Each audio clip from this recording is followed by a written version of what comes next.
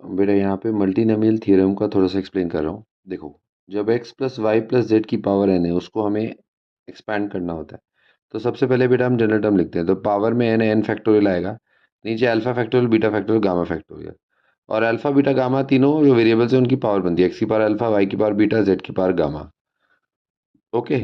और तीनों पावर्स का सम n होना कंपलसरी है, alpha plus beta plus gamma should be n। अब मानो एक एग्जांपल है, x plus one by x की पावर 4। हमको इसमें कांस्टेंट टर्म निकालना है, तो हम क्या रखते हैं, x की पावर अल्फा, वन की power beta, one by x की पावर गामा। और तीनों पावर्स का फैक्टोरियल डिनोमिनेटर में आएगा, alpha factorial, beta factorial, gamma factorial. अब तीनों पावर्स का सम एक तो 4 होना चाहिए, alpha plus beta plus gamma equal to 4।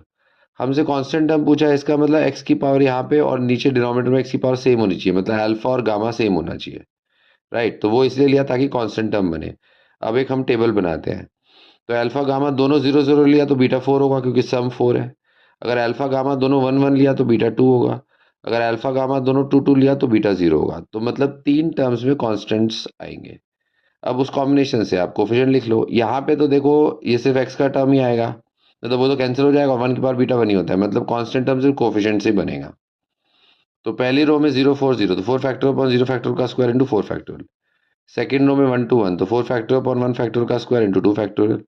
Third row में 2 0 2, तो 4 फैक्टोरियल अपॉन 2 फैक्टोरियल का स्क्वायर इंटू 0 फैक्टोरियल। जो वैल्यूज है वो पुट करी, 0 फैक्टोरियल 1 होता है, 2 फैक्टोरियल 2 होता है, 4 फैक्टोरियल 24। इसको सॉल्व किया तो फाइनल आंसर क्या आ गया बेटा, 19। तो ये मैंने मल्टीनोमियल थ्योरम से क्वेश्चन सॉल्व किया। ओके।